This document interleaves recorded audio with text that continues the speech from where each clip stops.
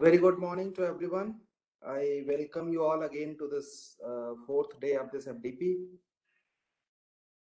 I hope that the previous sessions have been very useful for all of us, and the coming sessions will also be interesting and useful.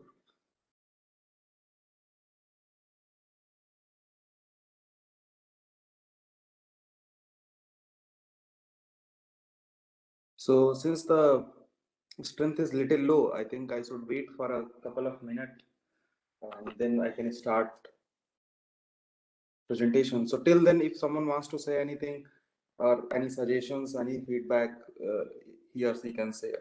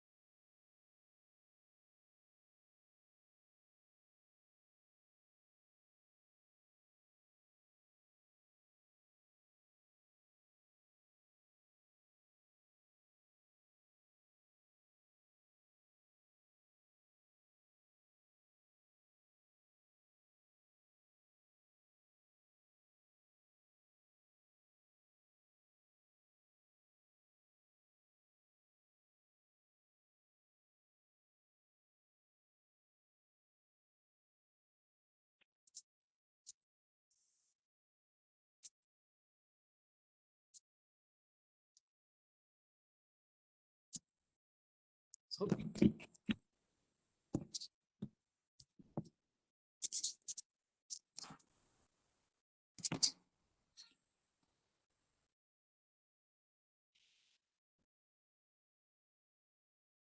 anything anyone wants to say? Otherwise, I'll start the session.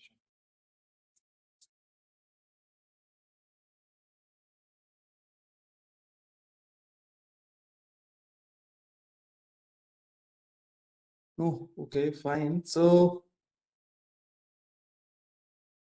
yeah, attendance link will be shared from time to time. I hope I'm audible and my slides are visible. I mean, I'm just sharing the slides, so my slides are visible. Anyone, please confirm that my slides are visible and Yes, sir, I'm audible. it is visible, sir. Yes, sir. Visible. Yeah.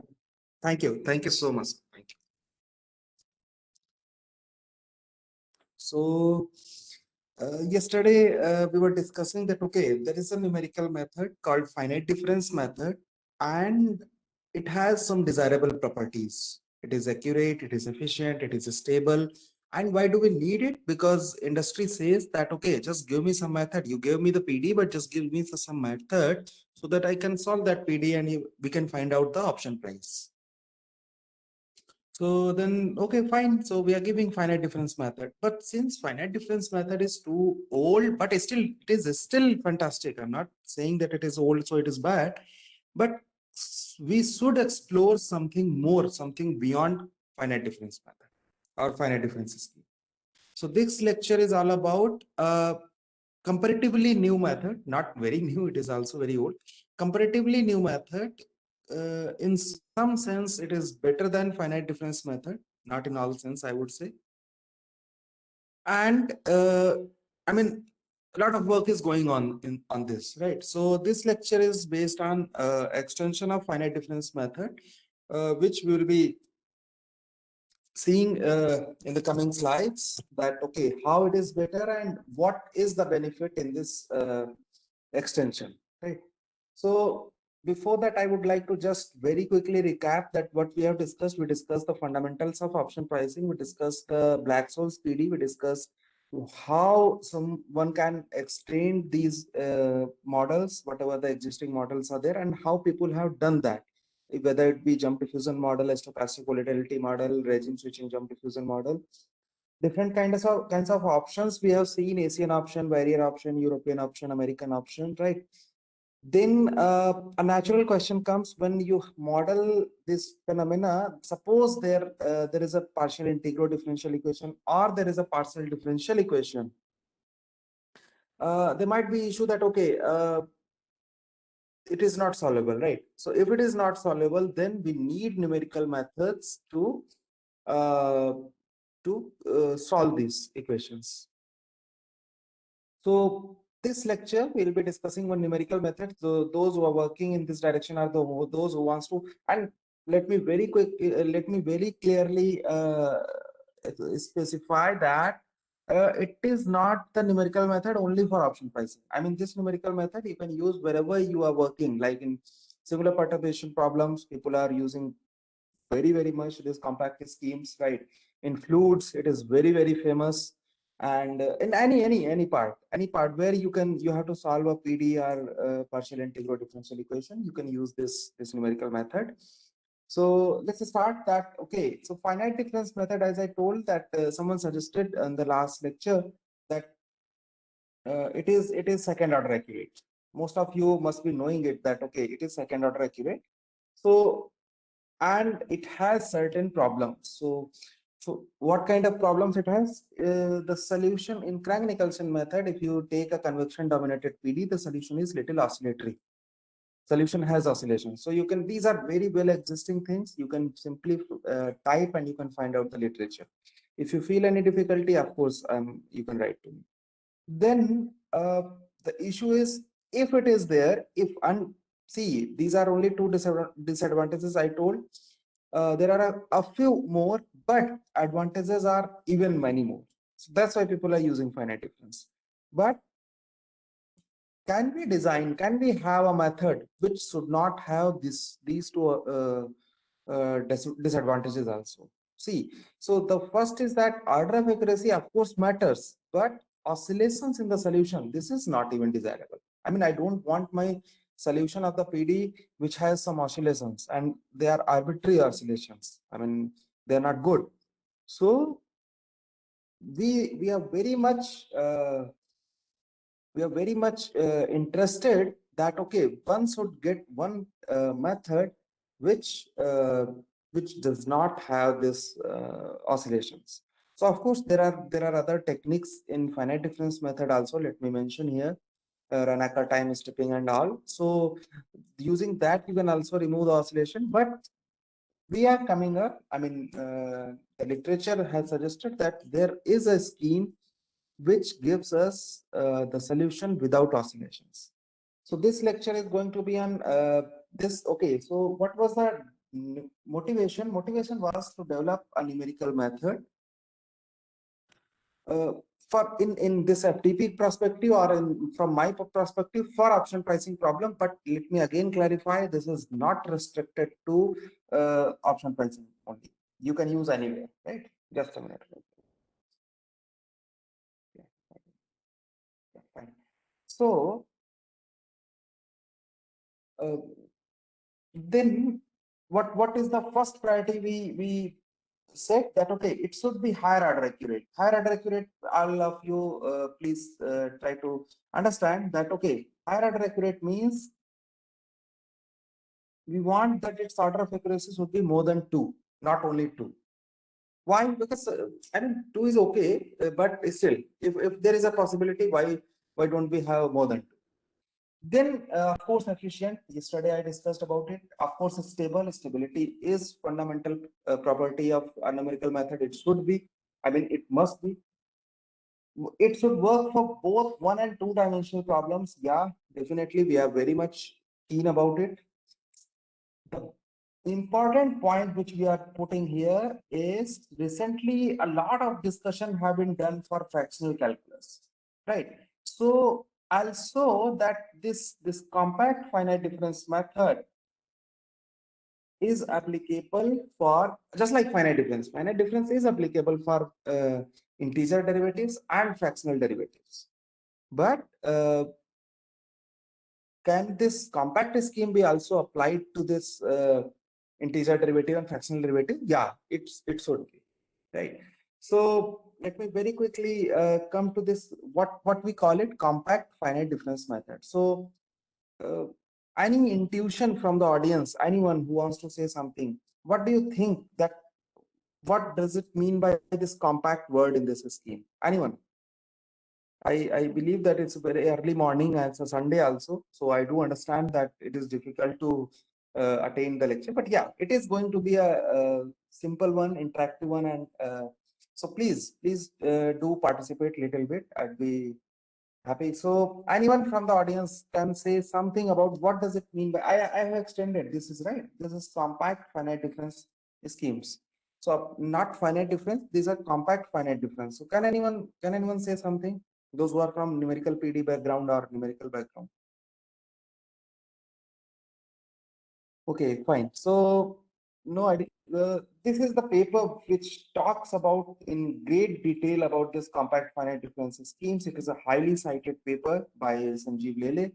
So those who are interested in a new type of numerical method and they can see this paper. This is I think this is wonderful paper in this direction.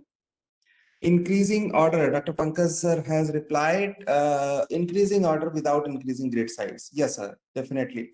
So let me explain that little bit more, what it means, right? So just a minute.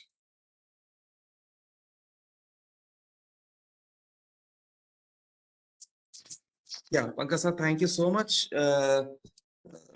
Increasing order without increasing the grid size bandwidth. So this is, I think this figure will tell most of the things. So yeah, one more thing, you can see one of our paper with my supervisor. Uh, there I must mention here that you can find ready-made MATLAB codes. Around 48 or 49 codes we have submitted to this general AC, this general ACM transaction and mathematical software.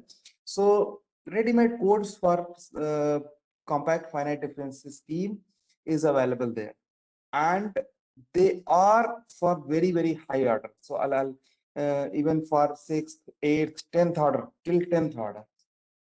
If someone is interested, you can go for this paper. Even you can write to me. I can send it the MATLAB course.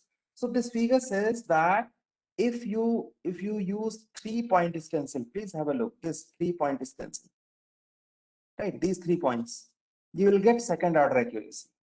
And if you need fourth order accuracy with finite difference scheme, you need 5 points. See, these are this 1, 2, 3, 4, 5. These 5 points.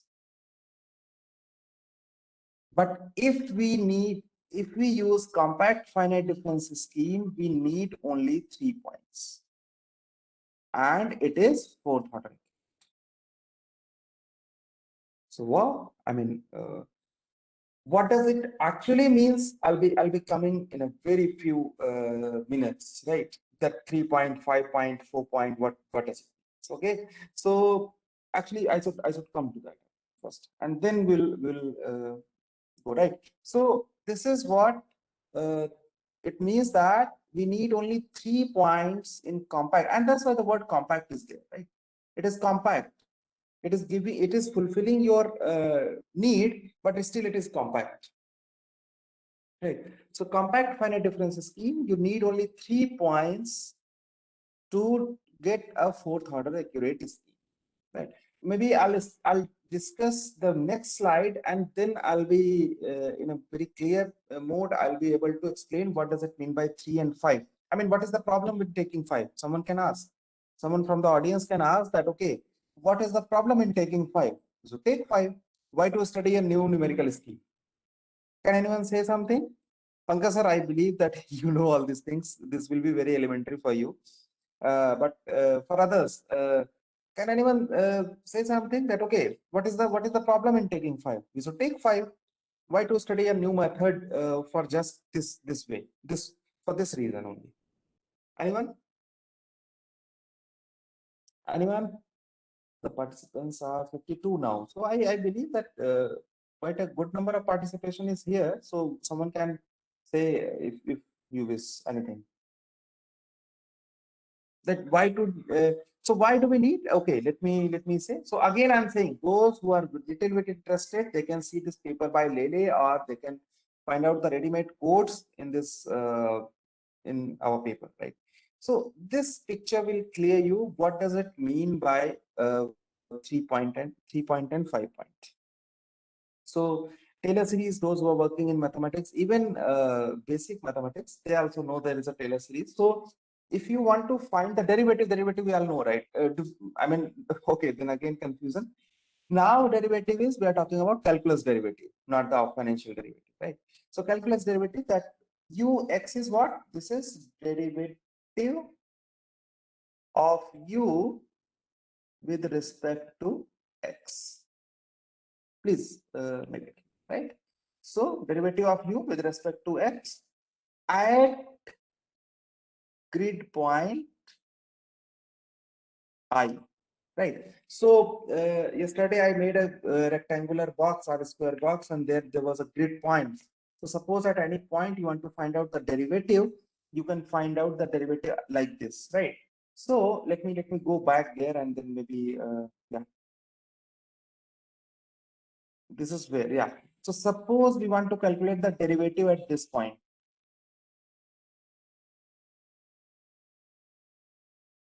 I believe that my slides are visible, right? I believe someone can confirm, right? I suppose I want to Yes, sir. calculate the Yes, sir. derivative.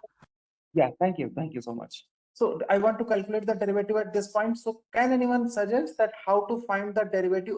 This is u, right? This is t, this is x, and what I'm plotting is u.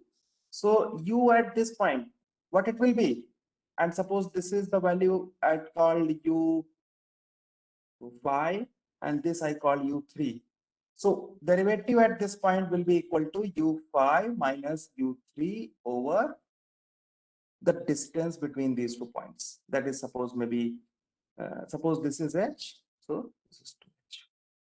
So this is what finite difference method is, right? We all, I mean, most of you must be knowing it. So what if you think that, okay, suppose you are using 5-point stencil, you want to calculate the derivative fourth order equation. Okay, so let me go back there, and let me little bit clarify that. Yeah, just a minute. No, not this. Yeah, yeah. So this is C, this is first derivative, this is second derivative, and what I mean by here order of delta x square, this is nothing but second order. This means that this is second order, right? So then you see there are 3 points, 1, 2, 3, I minus 1. If you are standing at I, so I minus 1 and I plus 1. So 3 points you need for second order accurate derivative, right? If we want fourth order accurate derivative, we need 5 points here, right? 5 points. So there are many challenges in 5 points. So I'll be telling in very few minutes, right? So if you want to write in the matrix form, we are very familiar with this notation that, okay, first derivative can be written in this way and second derivative can be written in this way, where this delta x and delta x square are tridiagonal matrices. Why? Because we are using 3 grid points. So now I'll again go there, and I'll try to explain little bit that, okay, if we are using 3 grid points, right? 3 grid points, your derivative will be a matrix times u, where this matrix is tridiagonal. Tridiagonal, all of us know tridiagonal, right? And what about if we use 5 grid stencil, 5 grid points? This UX will be, of course, this is second order accurate.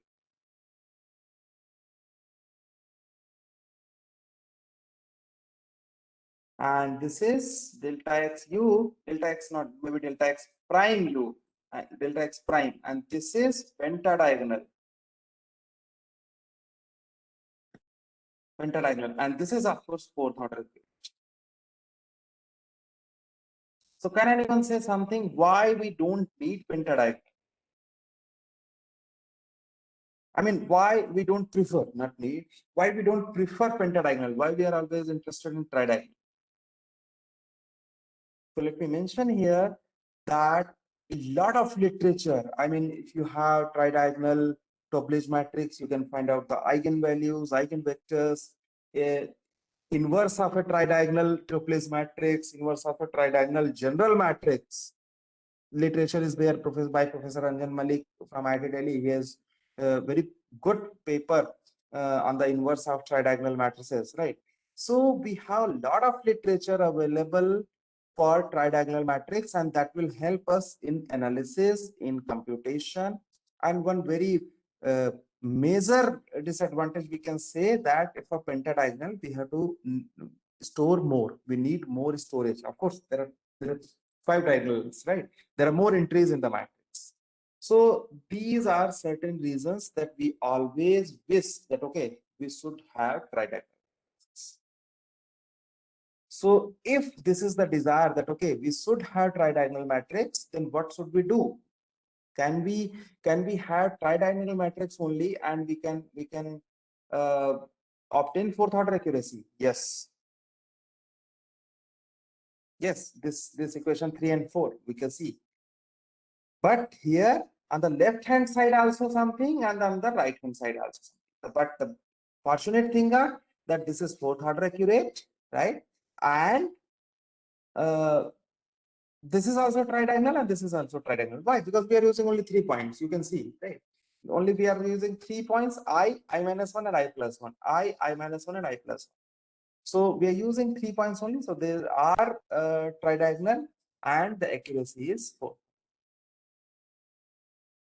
Right. So this we can write it as a this left hand side there is a matrix A1, maybe right hand side is the matrix B1, and just like so we get ux first derivative, and for the second equation we get uxx, where this d1x and d2x are dense matrices. See, inverse of a tridiagonal matrix is not tridiagonal, right? So it will create the whole full dense matrix. So please make it clear that in finite difference, this delta x and delta 2x, x2, these are tridiagonal matrices, but for this case, they are dense matrix. So how it will affect, right? So here I'll also try to mention that I'll also mention that please do understand that this is not the only way to develop compact finite difference scheme. This approach is called Hermitian approach. So there are 3 methods. One is this Hermitian approach.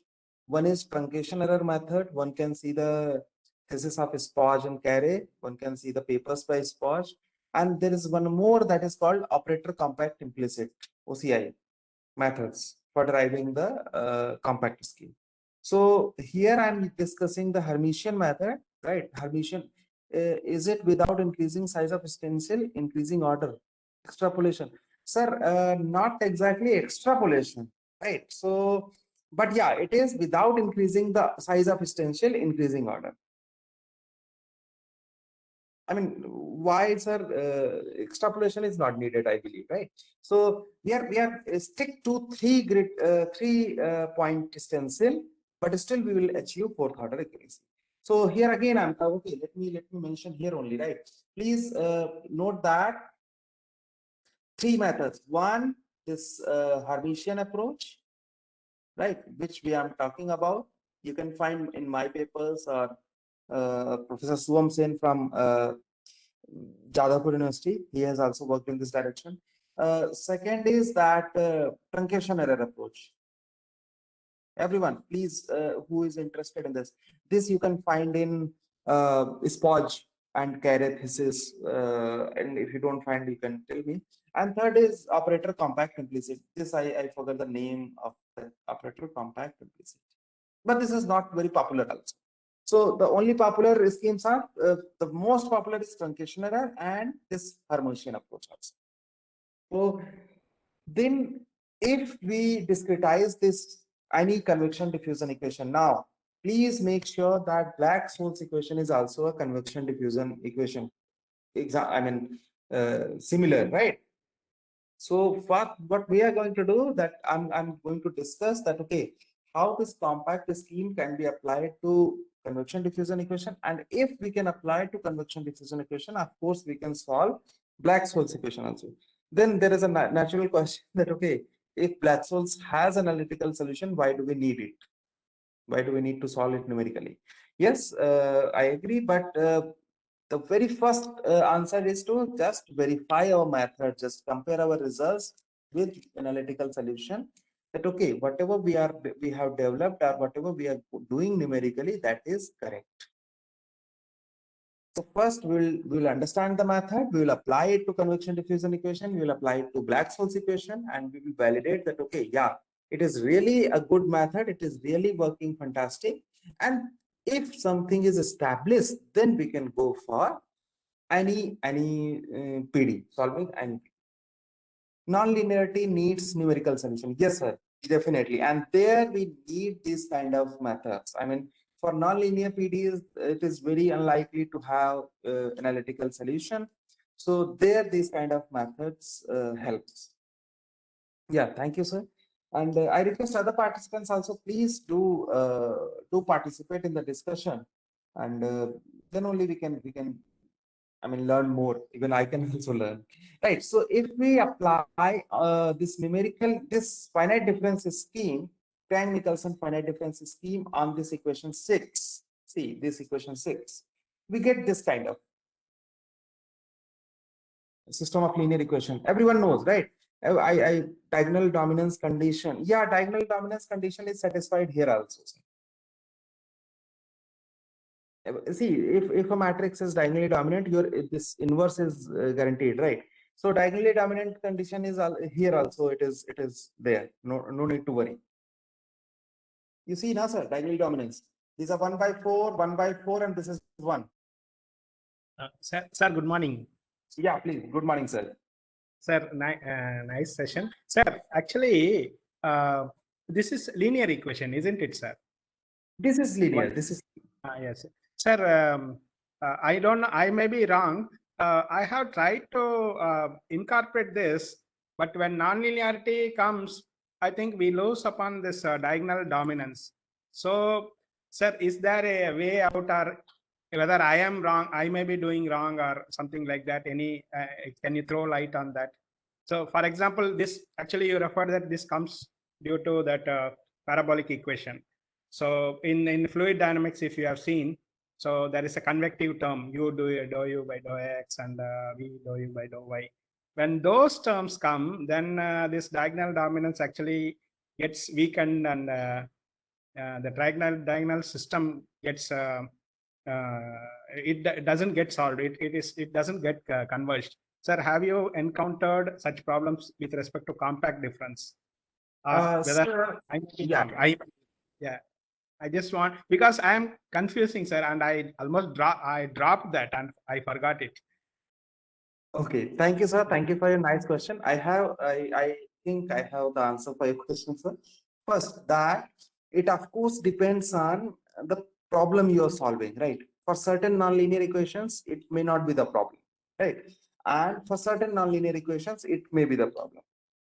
Second, I'll show you, sir, when you apply this compact scheme, because if you are working in fluid, so you please see the work by Professor Suvam Sen from Jadavpur University. He has worked a lot in fluids, and he has wonderful papers in JCP and etc.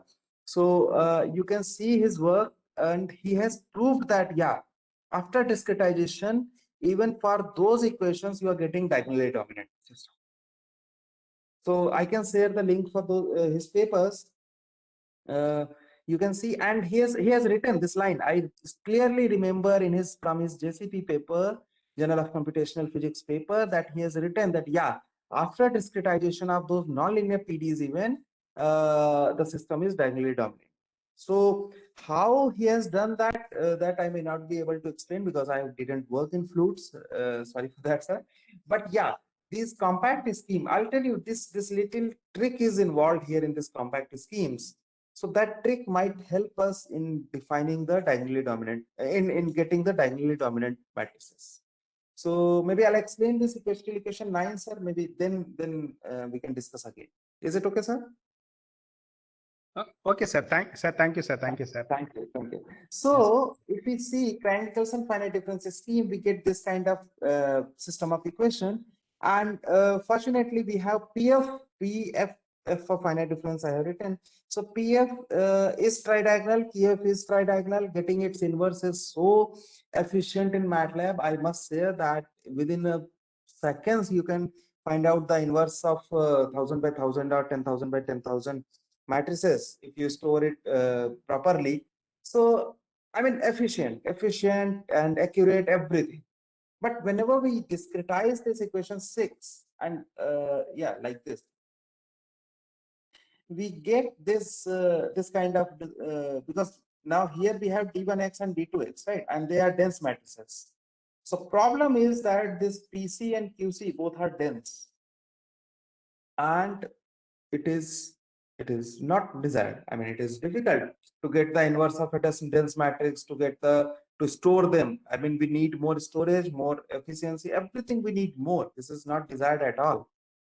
So that means something we need to do with these compact schemes so that we can go with these schemes for solving the PDE, right? So सब कुछ अच्छा था, everything was good about this compact schemes, right? They were high order accurate, they do not provide oscillations, they use only 3 points, everything was good.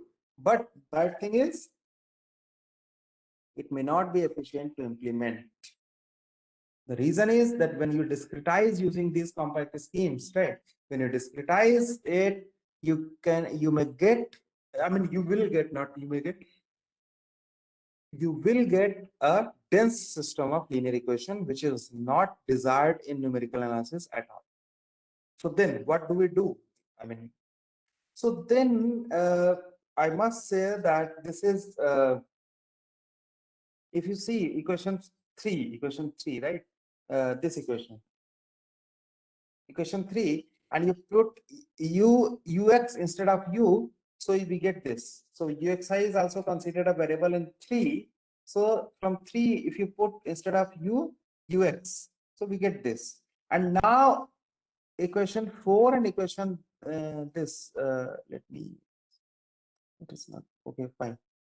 Equation 4, that 1 by 10 uxx and all that, and this equation 7, they both have uxx, and from here we get this beautiful relation. And please note that this is the crux for Hermitian schemes. If you don't have this, you cannot solve the PDEs, because you always land up with the dense system of equation. And this technique gives us that okay, we can have sparse system even for compact schemes. So what is that? That we can write second derivative in terms of two finite difference derivatives.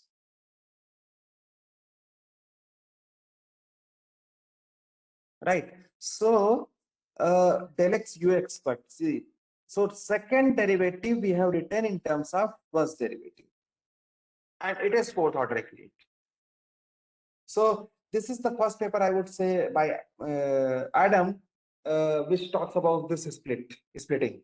This is splitting of second derivative in two parts. It helps us a lot. I'll show you it. We can solve PD, we can solve PID, we can solve linear complementarity problems, we can solve space fractional differential equations, we can solve time fractional differential equation. I mean, it's a more general method.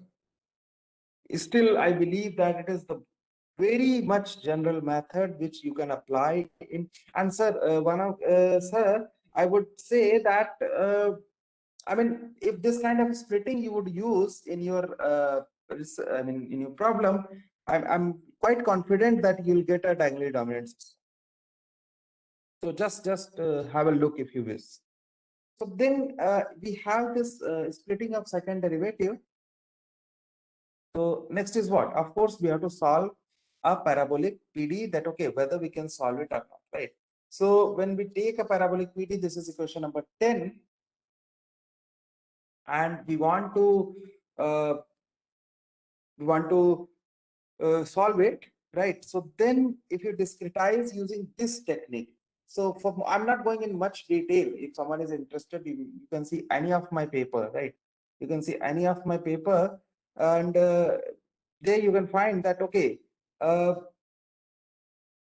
this parabolic PD, you have parabolic PDs in fluids also. We have time dependent PDs, right? In option pricing, every PD is time dependent and parabolic, I would say.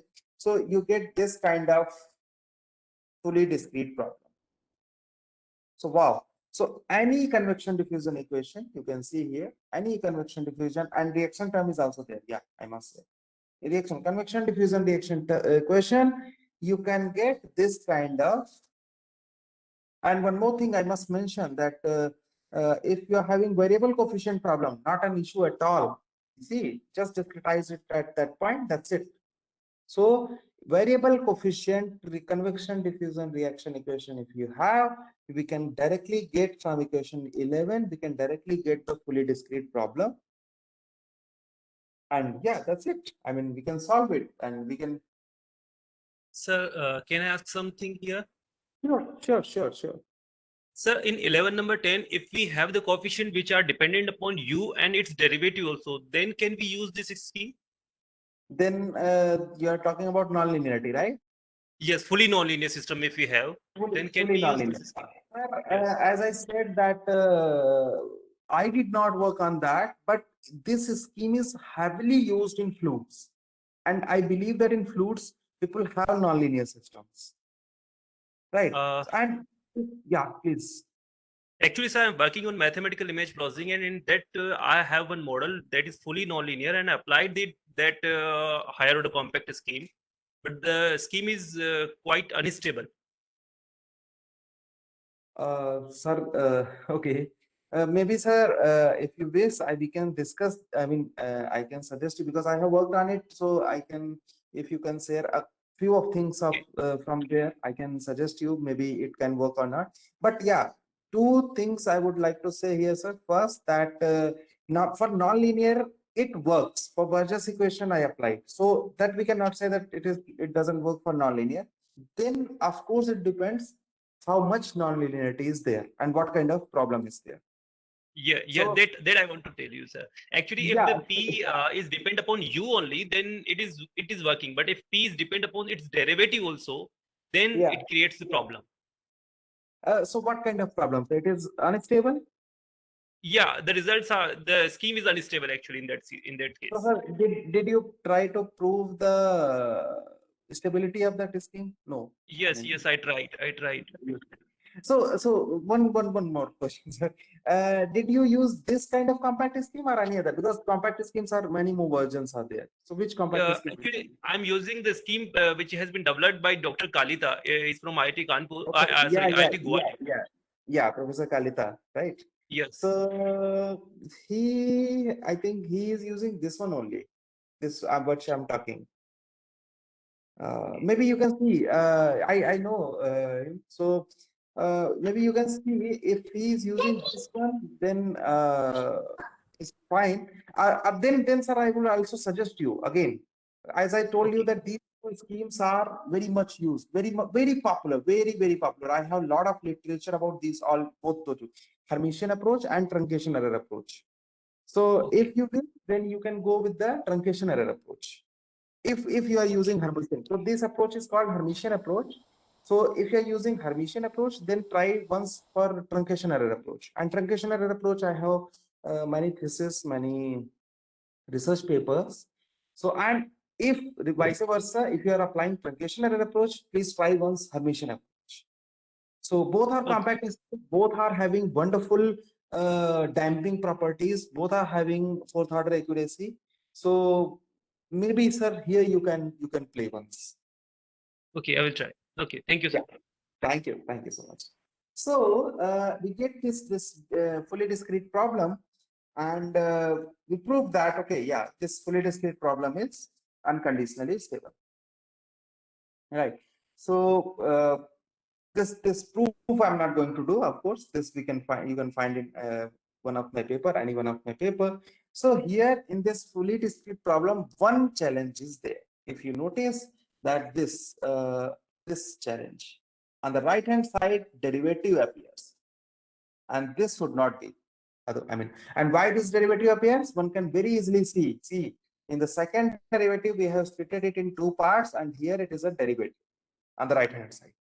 So in the fully discrete problem also, a derivative appears here, which creates a problem. I mean, how will you, because you don't know the value of derivative, right? So for that derivative, you need again the approximation. Derivative appears here, derivative appears here also. Ux is there, right? Not u. And usually what we have, please try to make it clear that usually what we have only u on the left hand side and right hand side.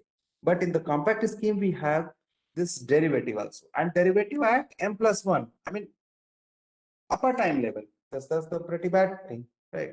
So for that, there's a correcting to convergence approach. It's a very old approach. It's not a very new approach. I mean, people are not using much, I must say. But yeah, it's a very good approach given in J.D. Lambert's book. It's a very fundamental, very fantastic book by J.D. Lambert.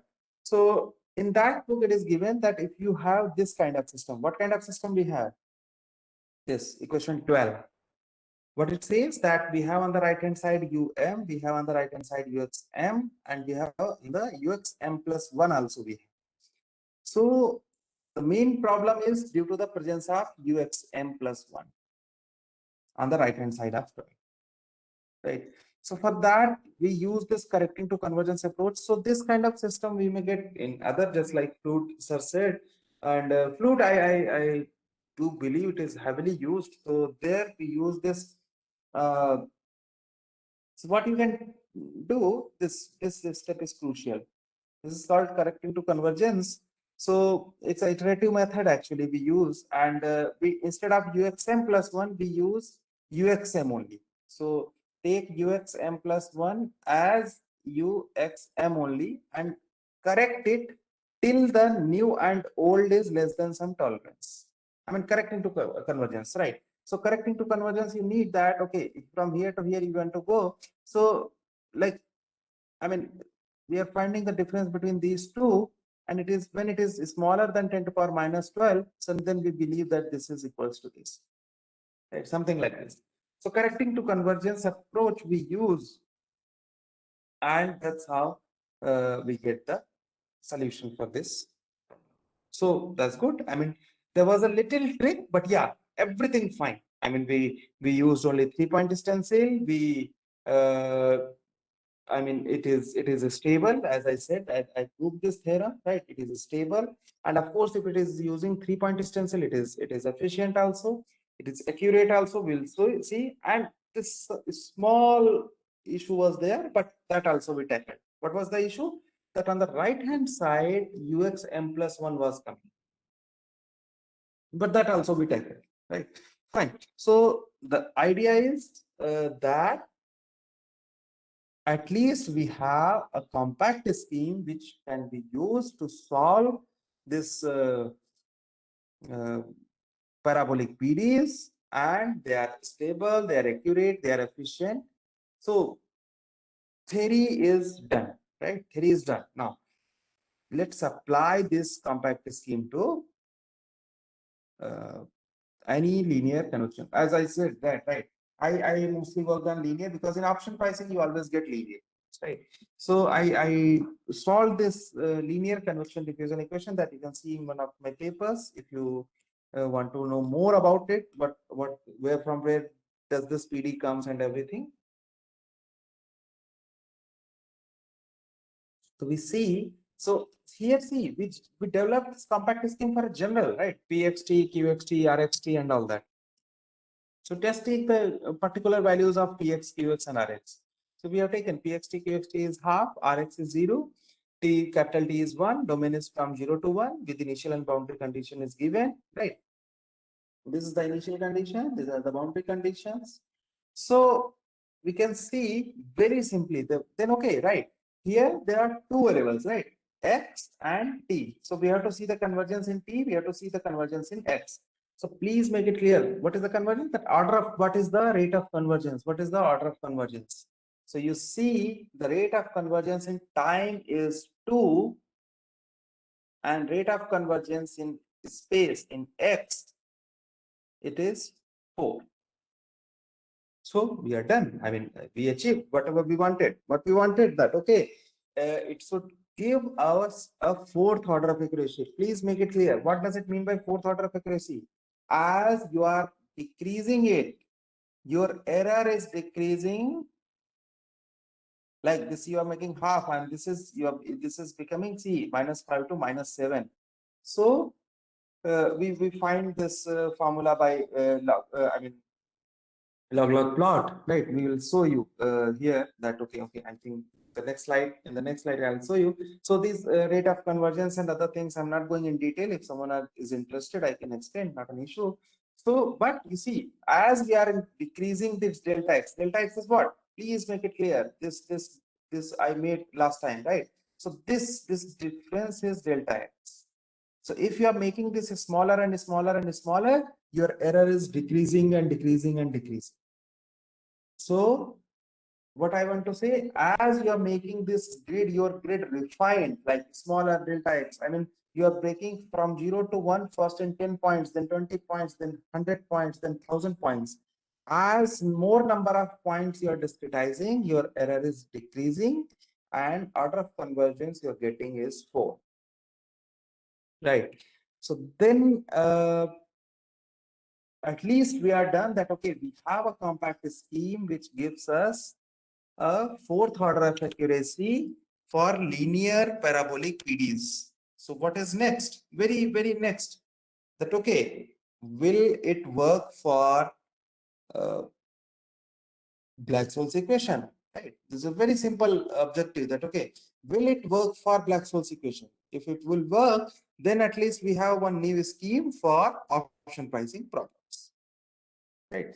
So immediately we will now go for applying this compact scheme for Black-Scholes equation. So I do understand that there are certain gaps here I have not filled, but those I don't want to go in detail. If someone is interested, of course, you can contact with me and I can give you the proper literature and proper things.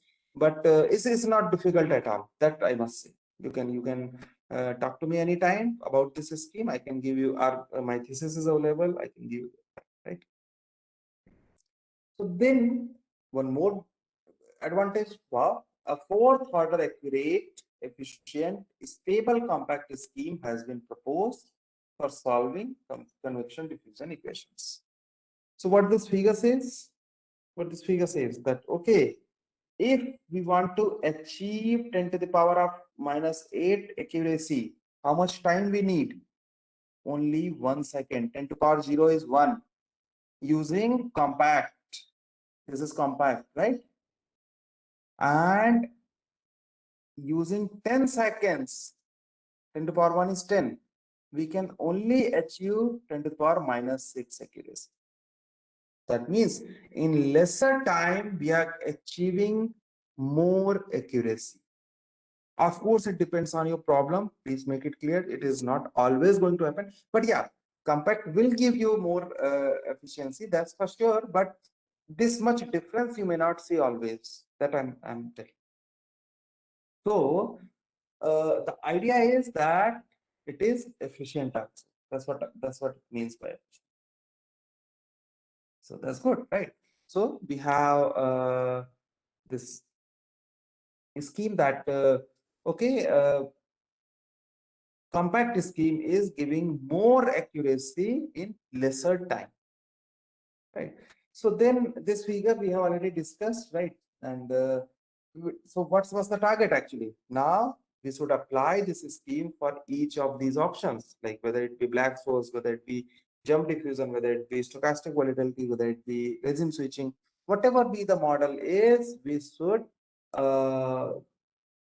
should be able to apply this scheme. So first let us apply this for Black-Scholes PD. So Black-Scholes PD, this is the Black-Scholes PD. Okay. So I must mention here I have used some transformation. See, please have a look. So we have used some transformation. Earlier the Black-Scholes PD was in S, right? So just take S equals to log X. So using some transformation, we get this X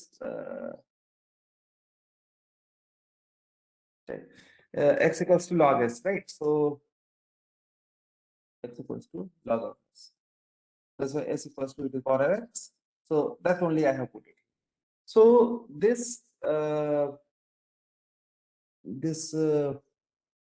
Black-Scholes PD we have, and we have a compact scheme.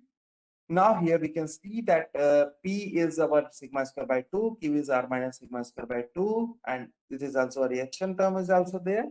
So we can see that P hat is this P, this sigma square by 2 is always greater than 0. We always know that sigma is greater than 0, right?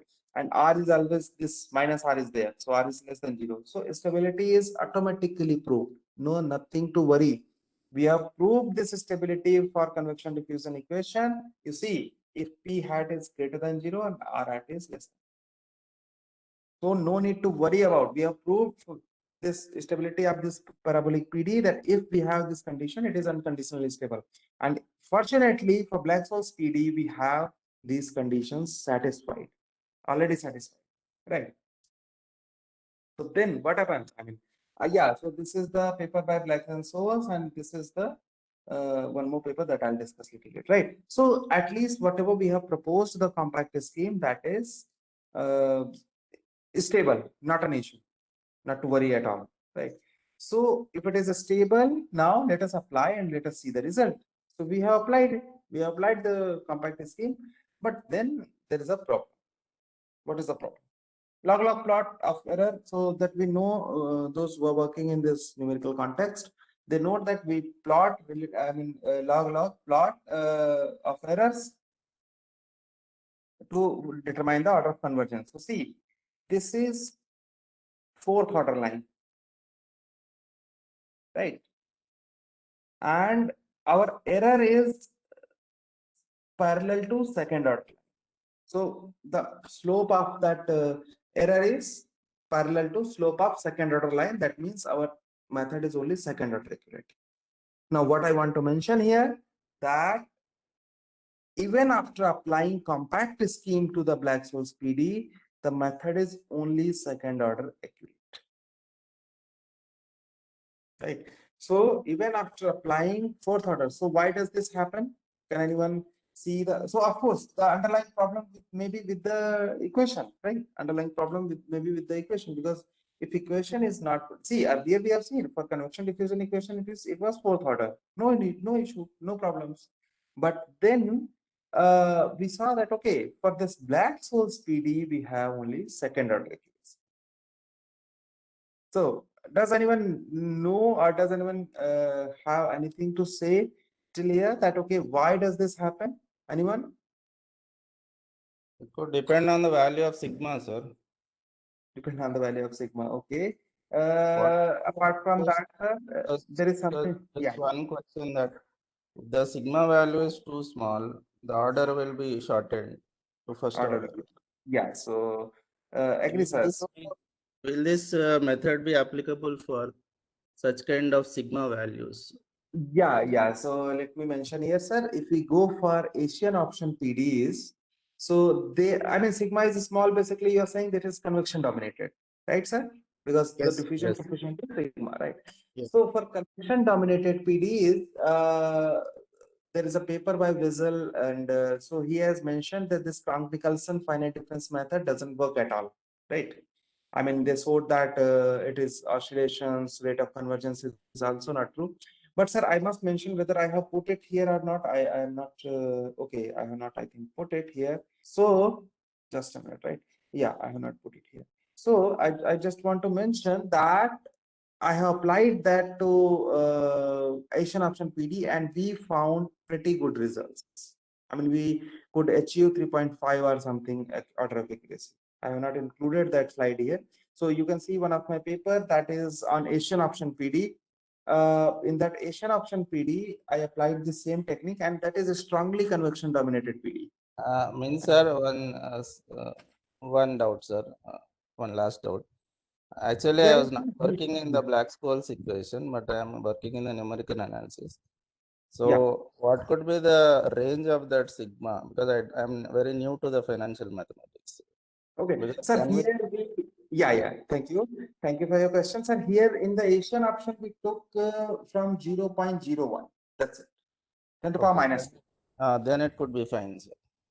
We Yeah, can do. no, but sir, I must mention here, please, if you are having these convection dominated PDs, Yes. maybe I'll show you why this compact scheme works. I'll show you just now. I'll show you a little bit from that perspective also.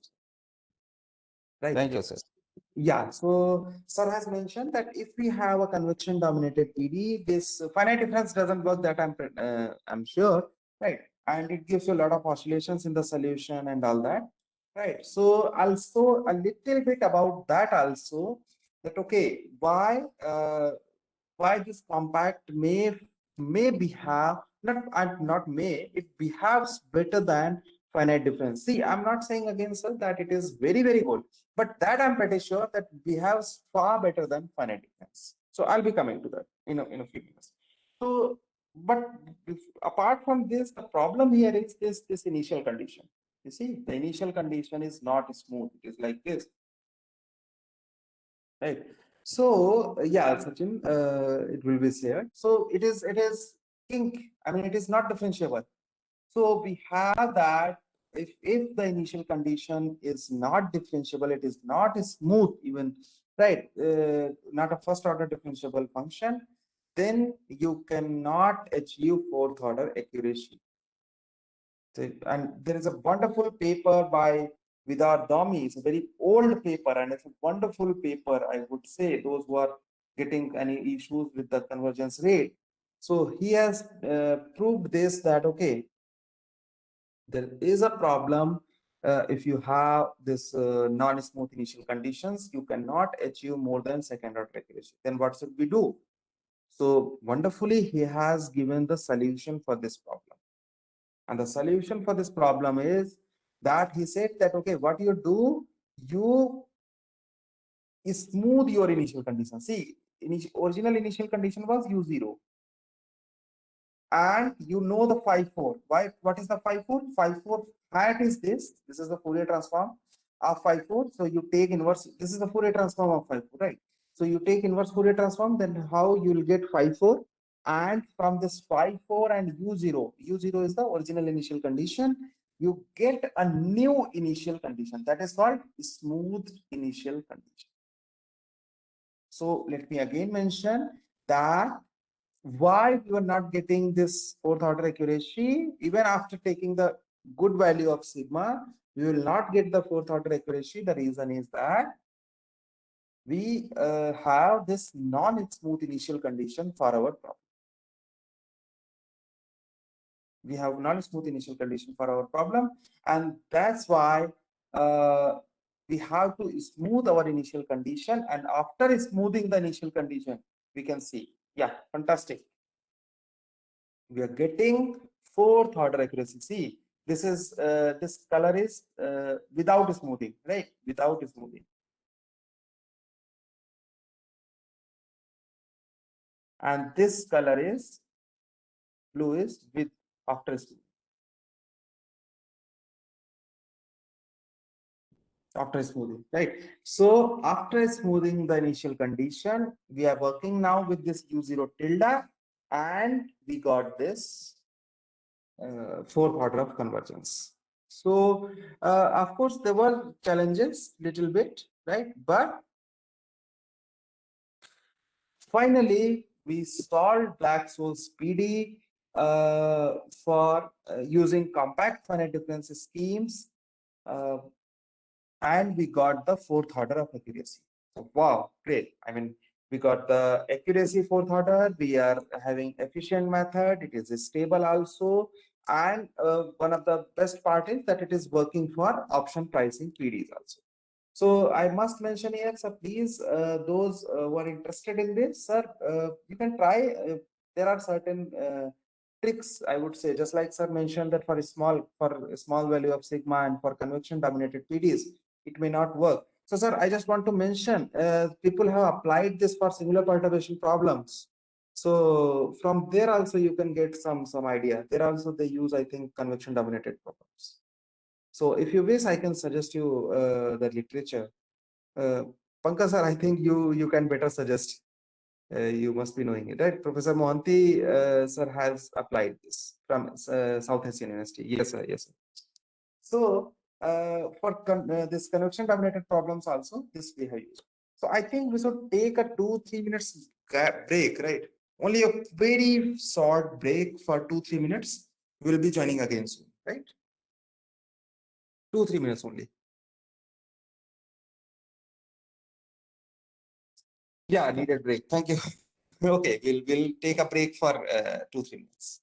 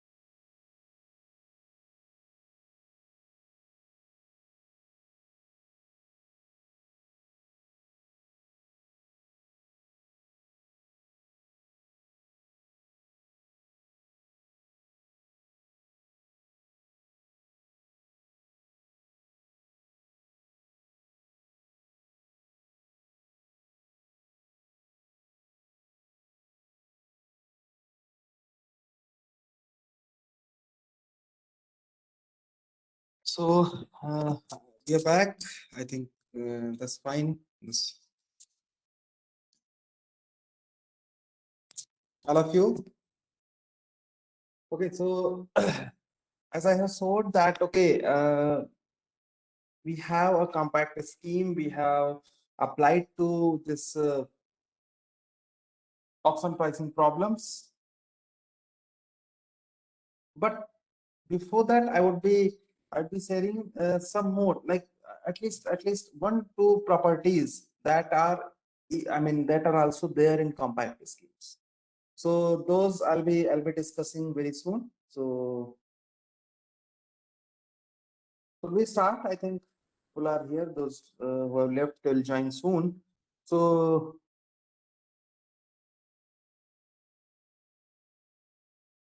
yeah, let me see the screen and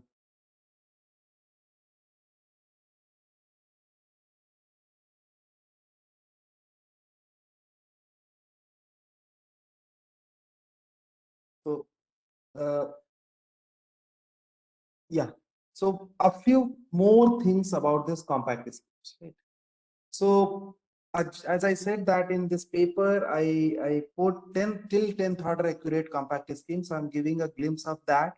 So very high order compact scheme we can develop first. Second, there are certain properties which are wonderful in this compact scheme that is called Fourier analysis, that are called damping properties. So that I'll be discussing. And after that, I'll be discussing how this compact scheme we have generalized for all kind of problems. You know, I mean, all kind of problems basically means all the models that I have discussed. So it is not only for one problem or two problem. It is very versatile. And in the next lecture, which I have tomorrow in the afternoon, so there we'll be discussing the application of fractional calculus in finance, and using this compact scheme, how that fractional PD is solved and option prices are calculated. So that will complete our segment that, okay, a numerical method, that is compact finite difference method, is proposed for all kind of option pricing problems. So I do believe that my slides are visible and I'm audible. With this, I'm moving ahead. That yeah, see, this is the very general equation for first derivative. For first derivative, if you write like this, and by Taylor series expansion, if you open it, right, these are the equations we will get if you compare the coefficients using the. So in order to see, we need to compute these constants, right? A1, A2, A3, and B and A. So if we need to compute these constants, so we can use the Taylor series and we can compare the coefficients. So if you need only second order, this first equation, fourth order, 2 equations, sixth order, 3 equations. So till 10th order, you can get from this equation. So see, I plus 1, I plus 2, I plus 3, I minus 1, I minus 2, I minus 3. And here, oh, sorry, just a minute. This one. We are always interested in left hand side, right? Not right hand side. Right hand side is always known, not an issue, right?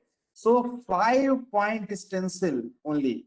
See, 5-point stencil. I minus 1, I minus 2, I plus 1, I plus 2. I mean, for using pentadiagonal matrices, we can create up to 10th order scheme. So is that fine to everyone? So what I'm discussing a few properties which are not written in a very proper format in any paper or book, I would say. So that I'm discussing that, okay, this pentadiagonal matrix we can use for developing till 10th order accurate compact scheme, and I can show you these are the plots. You can see this is the 4th order accurate, 6th order accurate, 8th order accurate, and 10th order accurate for the test function. So we have taken a test function and we have found the derivative of this test function using compact approximations, right? So if your problem is smooth enough, you can go very high order scheme using this is compact scheme. Similarly, we did for second derivative. You can see the very similar analysis for third derivative and for fourth derivative. And I must mention here that all these MATLAB codes, I worked in MATLAB, all these MATLAB codes are available in this paper, ready-made MATLAB codes. You don't need to prepare. There is a README file, you can read and you can use those codes. So if anyone needs, please do let me know. I can send that codes. So first till 10th order, we have discussed this first order derivative, second order derivative, third order derivative, and fourth order derivative. And these are errors we can see in the secondary for the second derivative, fourth order, sixth order, eighth order, and 10th order. For two-dimensional, yeah, del over del x. For two-dimensional approximation, fourth order, sixth order, eighth order, and 10th order. So for del over del y, partial derivative in y direction, we have created fourth order, sixth order, eighth order, and 10th order. Then partial derivative, second derivative, partial derivative approximation, fourth order, sixth order, eighth order, and 10th order. How will you get the second derivative in two dimension from first derivative? This is also discussed in that using tensor product. This is also discussed in that paper, one can see. And then mixed derivative approximation also we have discussed. So this all can be, so why I'm discussing this, the very fundamental reason for this is compact scheme is versatile.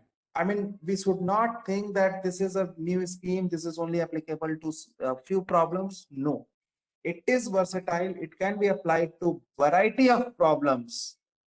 And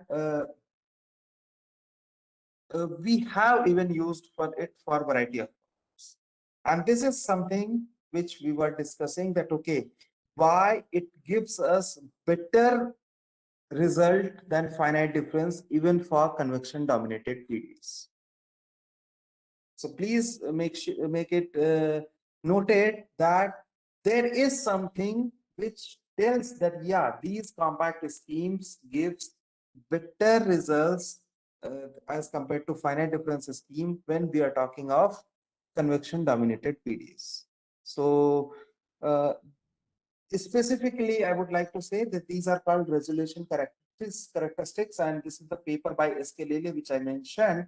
Someone can see in 1992. Just type this Escalele 1992, you'll get the paper. And there he has shown, even also in this also, there is a modified wave number and wave number analysis, which we calculate from using the Fourier technique, right? So if we calculate the modified wave number for first derivative, second derivative, third derivative, and fourth derivatives, we can see from this figure, and here you can observe very, very clearly. I'll try to explain a little bit here. Let's see this red line. This red line is fourth order finite difference, and this blue line is exact differentiation. What does it mean? That this fourth order finite difference is not matching to this exact differentiation very far.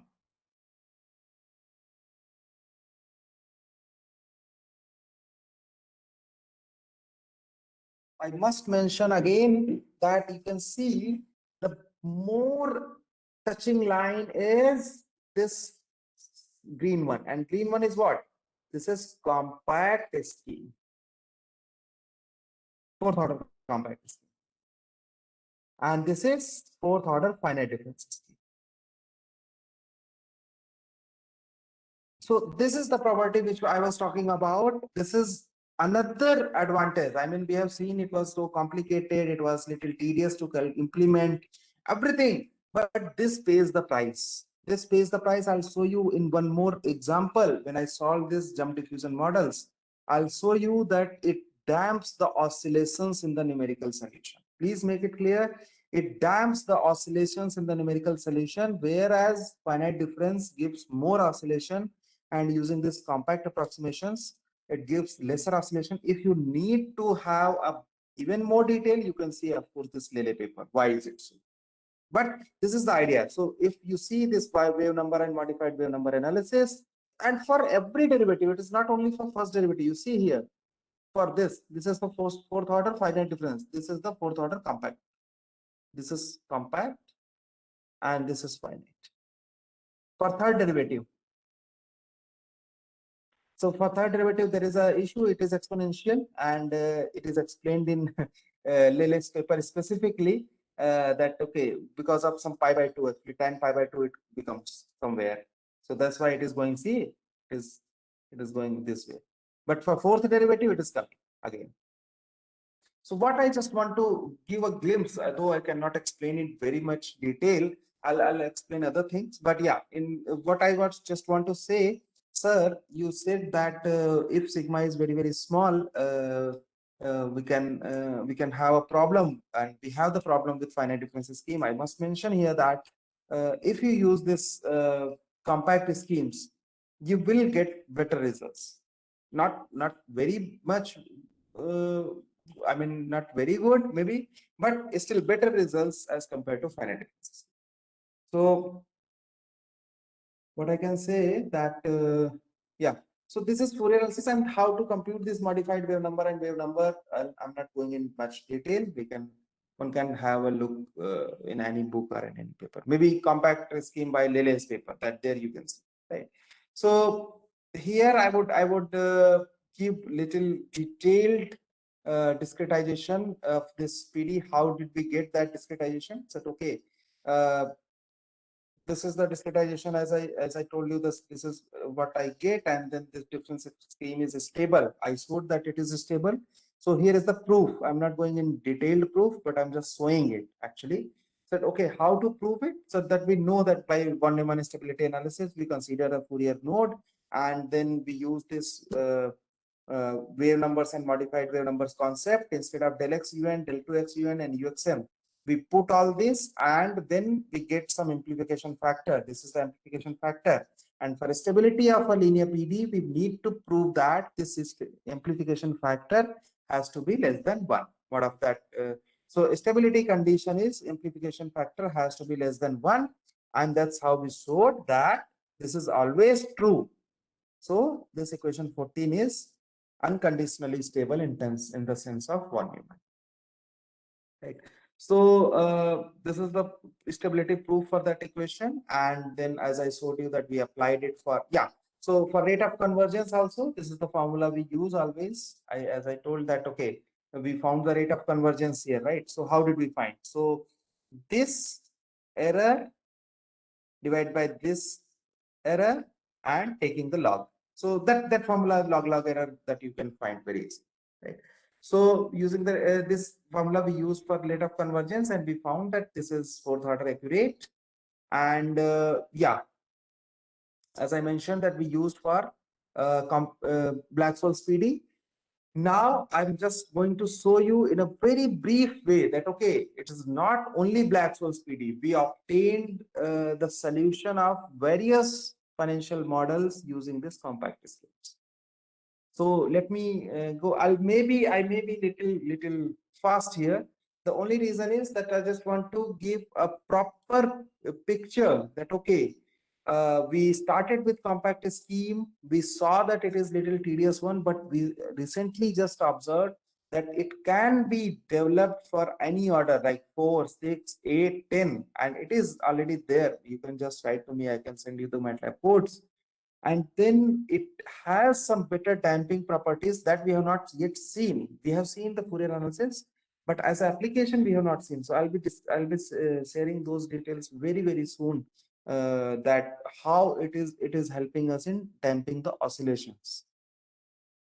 So as I said that yeah, we worked on Asian option PD also, and this is the Asian option PD. If you see, it is again a convection diffusion type of PD, right? And then we can see that okay, that P is greater than 0 and R is even 0 here. So theorem 1 is always satisfied. That means this compact scheme for this Asian option PD is again stable.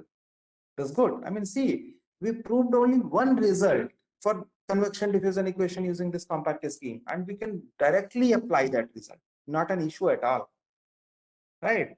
So we applied that result. And here, as sir said that, okay, sir, I worked for sigma, okay, 0.30 is here and 0.05 is here. You can see, sir. Till here I worked, I have taken 0.01 also, I believe that.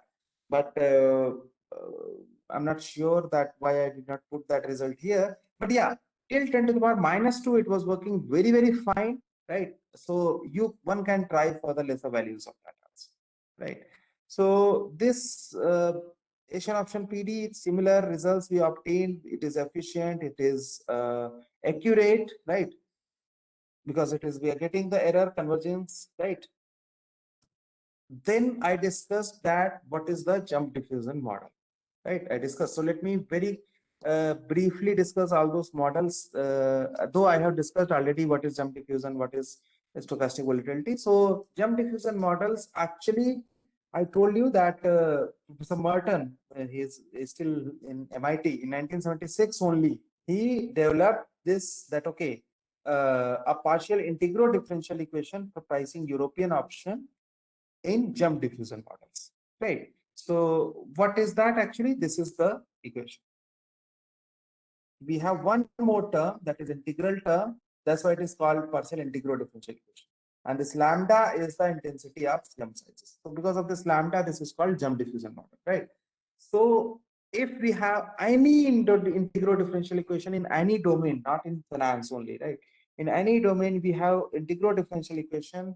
This compact finite difference scheme can be very easily applied. You can see that, okay, this LU is nothing but difference operator, right? Differential terms, first order derivative, second order derivative, and all that. But this I is integral term. So we have discretized that partial integral differential equation with this fourth order compact scheme, and this we obtain. Equation 21. Equation 21 is the fully discrete problem for this jump diffusion model, right? So again, right, we solved this Black-Scholes PD for using compact scheme. We solved Asian option PD using compact scheme. We are able to discretize this jump diffusion model using this compact scheme. So fantastic. I mean, so what? Then we prove this consistency result, right? So that our scheme is consistent. There is no problem with it, right? And our scheme is stable. Yeah, wow. So see, please make it clear that for Asian option PD and for Black-Scholes PD, we directly used the result that we proved for linear convection diffusion equation. Because I must mention that Black-Scholes PD and Asian option PDs were the example, I mean, the special case of convection diffusion equation. But here again, we have a different type of equation, right? We have partial integral differential equation, and we have not proved any result for that. So fully discrete problem, this 21, which is for jump diffusion models, right? So for that also we prove that, yeah, it is stable. So my suggestion here is that if you have any partial integral differential equation in your research work, you can try this scheme. It's established, I mean, it is stable, it is consistent, it is convergent, so one can go with this scheme. So one can try this scheme, and it is stable under certain condition, of course, but this condition is not very severe, please.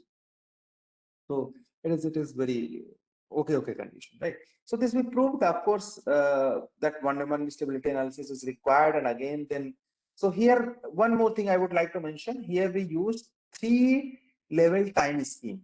3-level time scheme. You can see that M+1 is there, M-1 is there, and M is there. Why did we do that? Because what is linear? I'm coming. One of them. Maybe I think I have yeah, I have discussed here. I have put that slide here. I'll be coming. So why we used 3 time level scheme? Please make it clear that if there is an integral term in your integral differential equation, and integral term, when you discretize it using Simpson's rule or anything, it gives you a dense matrix. So to avoid that denseness, I put that integral term on mth level, not on m+1th level. So that's why I have to prove the consistency also. I mean, it is a new kind of scheme, though I have not developed it. I took it from literature, but that was done for finite difference, not for compact finite difference. So this kind of scheme was developed for finite difference scheme. We developed it for compact finite difference scheme, and we proved its consistency as well as stability. So after consistency and stability, we saw that, okay, if you have a 3-time level scheme, you cannot directly get amplification factor because it's a quadratic polynomial, right? Your amplification polynomial is not a linear polynomial. If your amplification polynomial is a linear polynomial, then you can directly get your amplification factor, and you can show that amplification factor modulus is less than 1. But if you have the amplification factor is quadratic polynomial, because why it is a quadratic polynomial? Because you're using 3-time level scheme. So then what do you do for proving the stability? So this is the lemma from, I think, okay, I just forgot to mention the book. That is Streichwerder, J.C. Streichwerder. In 1982 or something, J.C. Streichwerder book. So there it is mentioned that, okay, you have to prove the stability. Then if you have this kind of amplification polynomial, so then you have to prove the stability in 2 parts. First, you have to show that pu is 1 plus less than c delta d, and any 2 roots of this equation polynomial, they are greater than or equal to some a1. So we proved it. We proved it that, okay, this pu is less than 1 plus c delta t, where c is this, and p1 minus p2 is greater than 1, where a1 is case, right? So that means for our case, this a1 turns out to be 1 and c turns out to be r, I think, lambda r plus 2 delta t or something, right? So we have this, that, okay, for jump diffusion model also, this compact scheme is stable, and we found it, we solved this with certain values of parameters, and we found that, yeah, our results are equivalent, right? And this is the paper where I have put all these results in this paper. And again, the same, we have I mean, calculated the order of convergence and then efficiency, everything. Yeah, this is the figure which we are I was just saying. Please put a little I mean, notice here, sir, those who are working in fluid, those who are working with non-linear PDs, and I must increase the size. Yeah, is it little bit more increased, right? थोड़ा सा तो ज्यादा हुआ.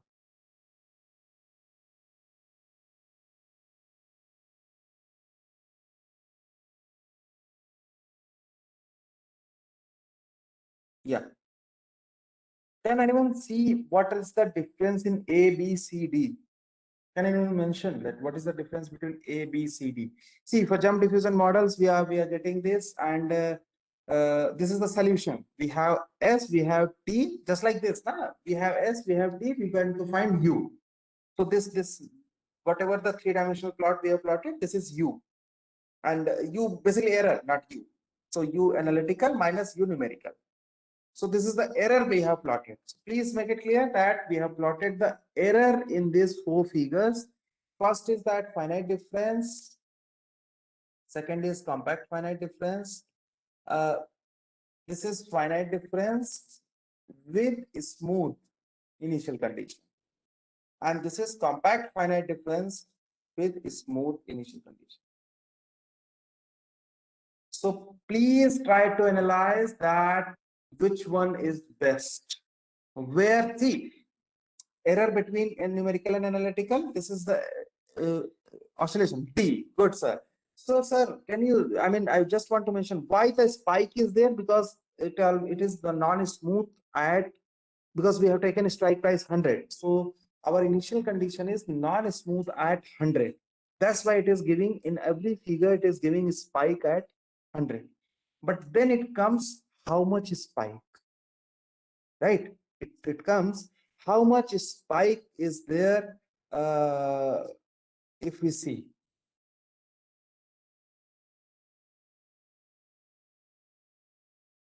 So In D, compact finite difference method with the smooth initial condition. I have written the caption. Now you can read. With the smooth initial condition, we can see that oscillations are much lesser. And just I want to mention again that this we have done for many more examples. I'll show, right? I'll show, and this is because of the Fourier analysis. I must mention that this has better damping properties. You can find any paper by Lele or by Spodge. You can see. Did you apply the Dami? Yeah. I applied for smoothing. For smoothing, I applied this with the Dami papers. Yes, sir. So for smoothing, I mentioned that I applied with the dummy paper. If someone needs to get inverse Fourier transform or anything regarding that, sir, I'll be happy to help. Please let me know. I have all the codes and everything. I'll be happy to help.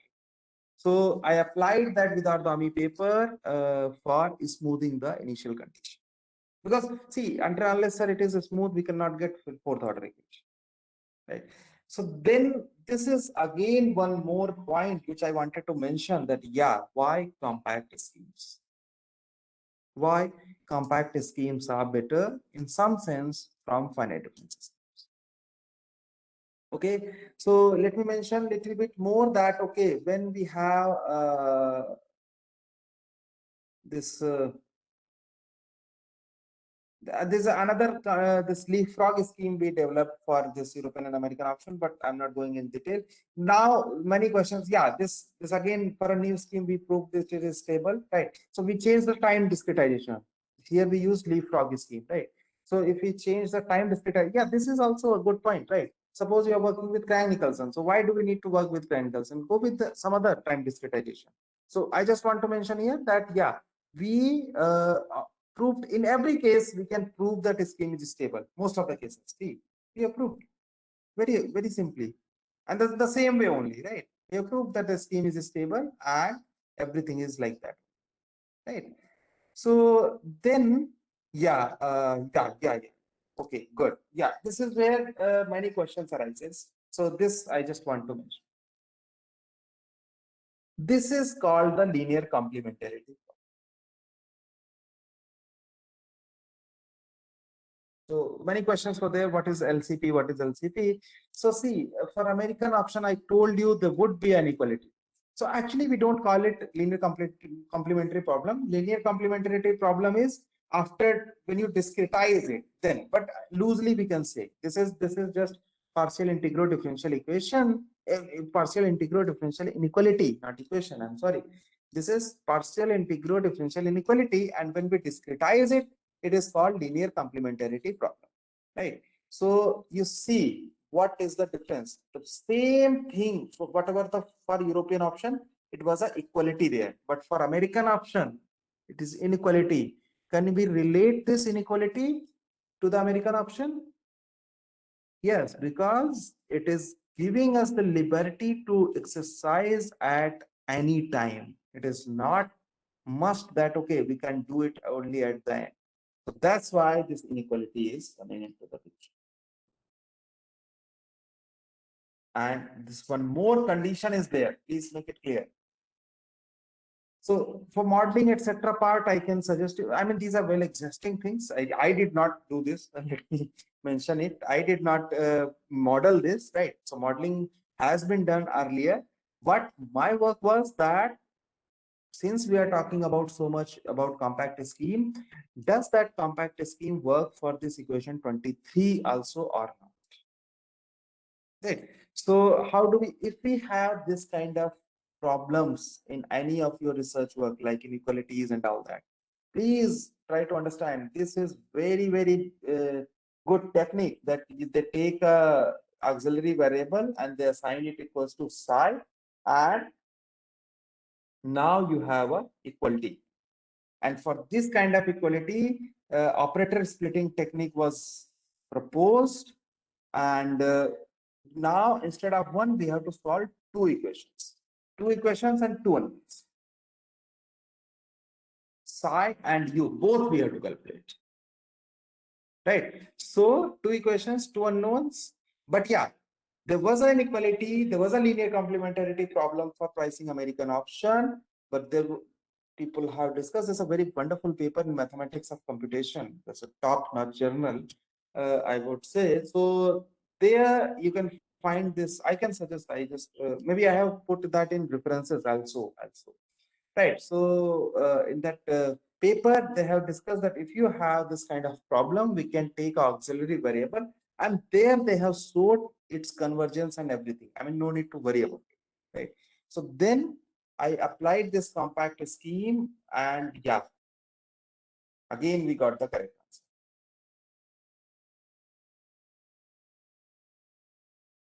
So if we see that, yeah, this compact scheme is still applicable for European option and for American option, for black source model, for Asian option, and for jump diffusion models. So at the end, I'll not be discussing much about this regime switching jump diffusion model. The reason is that just a minute.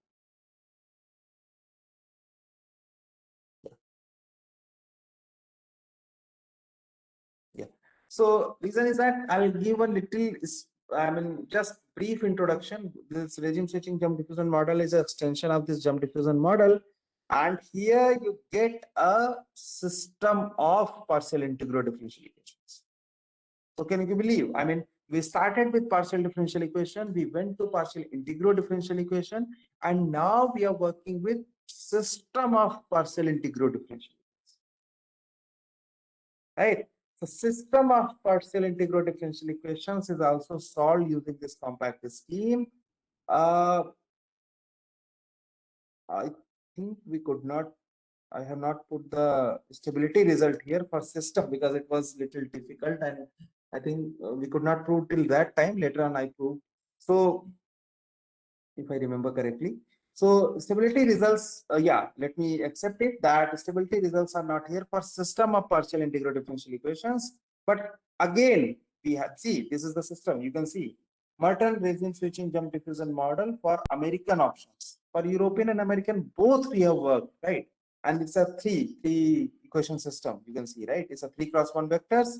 So in this paper, we have put all these results for American options, and that you can see that results are accurate. Just a minute.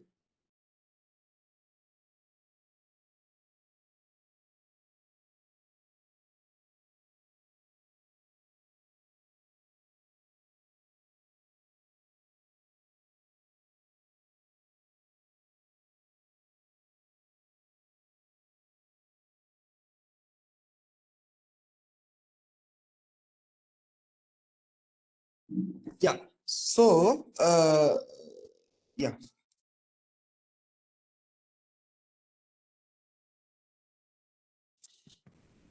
Yeah. So for the system of, I believe I'm audible, right? So anyone? Yes, sir, Yeah. you are audible. Thank you, sir. Thank you. So this system of partial integral differential equations was also solved using these compact schemes. I'll not go at all in this, but yeah, only one word I would like to say, that we used wavelet concept, wavelet methods using this and this compact schemes, and we developed one wavelet optimized compact schemes. So those who are working in this direction, they know how to use this optimized grids, right? So, and you please see that, yeah, this there we worked on this Burgers equation. So please make it clear, sir, that if you have a very highly nonlinear equation, maybe this wavelet optimized compact scheme would be better for that type of scheme. So, sir, if you are here, if you are listening us, I would like to mention that, and this paper is now published. This is my senior's paper, and my paper is also published now. You can find out. So there we have developed wavelet optimized compact scheme for this Burgers equation we have applied, and it's just a fantastic result. So if someone is having very highly nonlinear, one can go with these wavelet methods. So for the codes and other things, you can see, and adaptive we worked on adaptive grids. You see, I told you that, okay, whatever the name I have put in those model, I have worked on that. So barrier option I have also put there.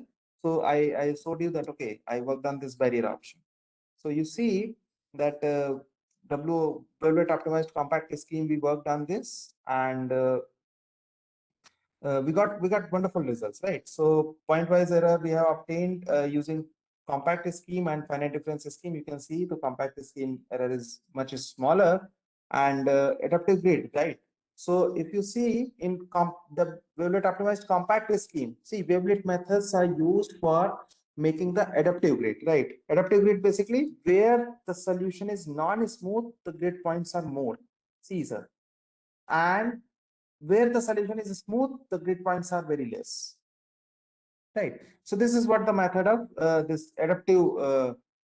So here we use the property of wavelet to make the adaptive grids.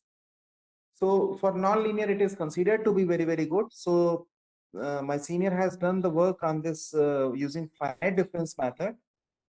We extended it using compact finite difference method, and we saw it for barrier options, right?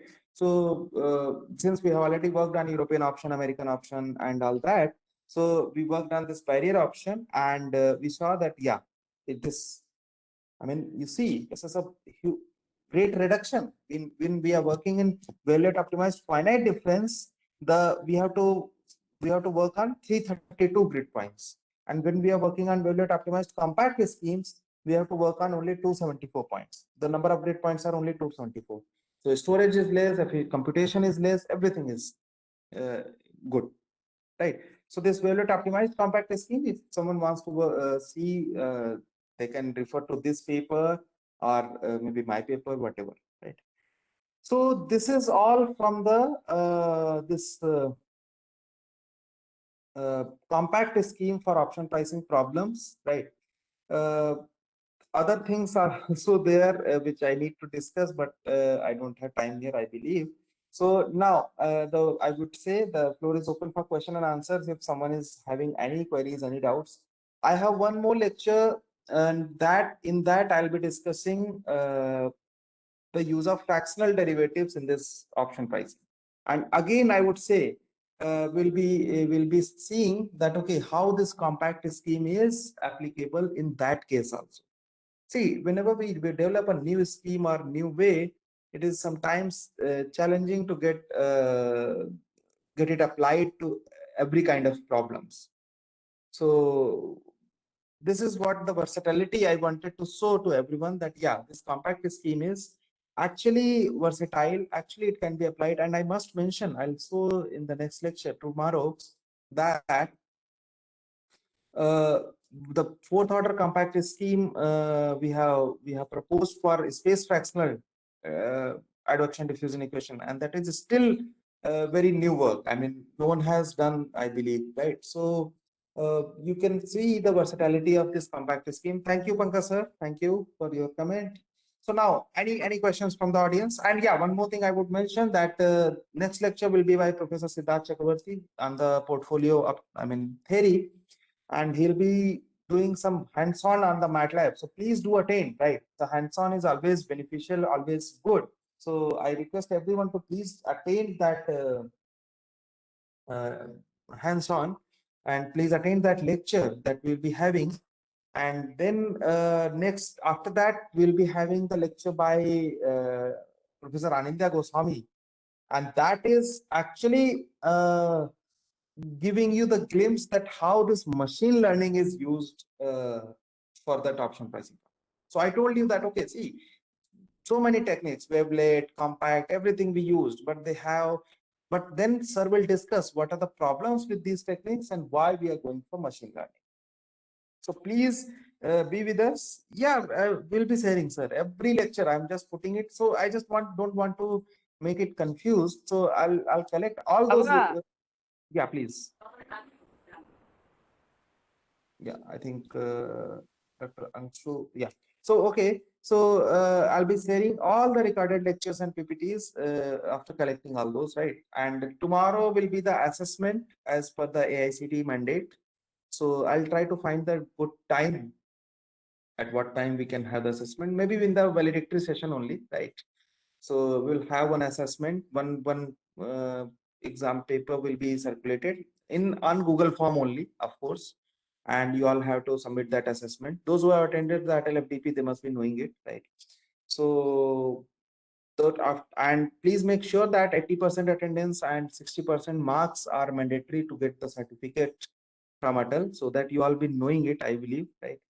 So the next lecture on portfolio theory, and after that we'll be having the machine learning in option pricing, and tomorrow we have 2 sessions on machine learning and fractional. I mean, these are more research and advanced topics, so please be with us. I believe that it will be beneficial for all of us. Okay, any more questions? Anyone, sir, please.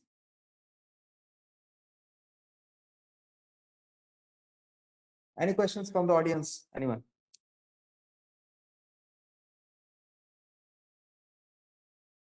Yeah, I think no more questions. So what we can do is that we can wind up this session now. Maybe then you'll have a good break, and we will start again at 11:30 sharp then, right? Because it is already only 11:05, so 25 minutes break is there. So thank you everyone, and we will be having our next session from 11:30 sharp, right? And that will be by Professor Siddharth Chakravarti on this portfolio theory. Sir, please, I have another questions. Sir. Yeah, please. Sir. Yes, sir. Yeah, I am actually from the commerce stream. So yeah. I have a little bit knowledge about the mathematics that I have already learned in L1+2 applied mathematics, as well as in the BCom honors. But sir, how to proceed regarding the financial mathematics, these all derivatives and all. So I have a basic idea about the derivatives and integrations. So can you please suggest me one book for reference so that I can proceed at least to apply this knowledge? That's my question, sir.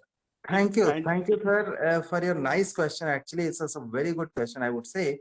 So, sir, yesterday also I suggested some books, but if you wish, I can even again I can share my screen. I can suggest you certain books. Since you are not, I think you're not thinking from research point of view. So for understanding and other things, we can. I showed this yesterday also, and again I'm showing it to you, sir. So please, I'll send all these details to WhatsApp group and email also. But if you wish, you can note it down. So these are fundamental books, sir, for this financial mathematics. Thank you, sir. Thank you. Just note it down. Yeah, please note it down. I'll send these details. Don't worry, sir. I'll send, but I'm just noting down. Yes, sir. Yeah, if you please share it in the WhatsApp group. Then sure, definitely, sir. Not an issue at all. I'll send it. I'll share it in WhatsApp, maybe right now. So these are the books which one can have, and these are all available, as Professor Karandikar said, that these are all available freely. So one can, though they are little costly, but yeah, you can get it. And these are fantastic books for reading, for understanding the basic concepts. So I'll share those in WhatsApp group. Okay. Any other question from anyone? Sir, hello. Yeah, please. Sir, actually, I'm a school teacher. Now I'm doing this course because of I'm having a mathematics ground. But my problem is that this financial mathematics, I want to apply this financial mathematics in class 12 standard. Actually, in CBSE, there is a separate branch called applied mathematics. I'm doing mathematics, pure mathematics, but applied mathematics having this type of course, but not in advance that you are doing in this workshop. So can you suggest me so that if any book or any reference material, so that this knowledge can be integrate in our school level, introduced in our school level, so the school level, from beginning of the school level, the student can improve and catch the this material at the higher level. Because nowadays we are facing lots of problem because we are not able to show the practical implementation of mathematics. That's why all around fairness among the students belongs. So I need such a platform, such an atmosphere, such a material, so that this mathematical application, knowledge, theoretical knowledge of derivative, integration, and lots of things, so that they can apply on their own field. They can visualize, they can feel that because of this mathematics tool, I have done such type of achievement. So is there any material, is there anything, whatsoever it will be useful for my school student? If you can, please share me, sir. Yeah, thank you, sir. Thank you for your interest actually for the school students, and I must appreciate it. Sir, there is definitely, I must share with you that if you teach them the basics of, just like I must tell you what I'm teaching here to the BTech student, I just told them how to calculate the EMI. Suppose you have taken a loan of 5 lakh rupees, how to calculate the EMIs, Sir. right? So these are very basic concepts, sir. So for this, I would say, sir, the first chapter by Geppetto book, which the book I have showed here, maybe I'll send it to you, right? Okay. So when I'll send it, the book by Geppetto, the very first chapter only, it says about what is bond, what is stock, Yes, sir. what is derivatives, Yes, sir. and why do we need at all bonds? Why do we need at all shares? Sir. Right? Sir. What do we need at all? So this first chapter only, sir, not much more than that. This Okay. first chapter by Geppetto book is more than enough, sir, for a 12th or 11th standard book. And there they can find this, how to calculate their EMIs, or how, suppose, sir, this book, I believe my screen is visible. The third book, sir, if you see, Introduction to Economics and Mathematics of Financial Market, the MIT Press. Achha. Right. Okay. So this third book, if you discuss with your students, sir, so suppose I'm investing 10,000 in PF, right? After 20 years, how much? Suppose a student's father is investing 10,000 per month for 20 years. How much his father will be able to get after 20 years? Or suppose his father has taken a loan of 20 lakh rupees and he wants to pay it in 10 years. How much he has to pay each month? So these are very practical applications, sir, and they are wonderfully explained in that book by examples. Okay, And sir. why do we need bonds? Why do we need financial markets? Why do we need stocks? So I do believe, sir, this third book is pretty good for you, what I believe. So Okay, if sir. you just try to find out, if you are not able to find, sir, just let me know, drop a mail. And even we can decide that if you want to plan a 1 month course, or maybe 8 lectures, 5 lectures, we can plan like that, okay, this much only should be taught to the school level students. Okay, sir. Thank you very much, sir. Thank you. Thank you. Thank you so much, sir. Thank you. So any other questions? Okay, I think I should wind up here, and please take a good break so that we can attend the next sessions properly. I thank you everyone, and please be with us. The coming sessions are going to be more and more important and more interesting. So thank you all. We'll join again at 11:30.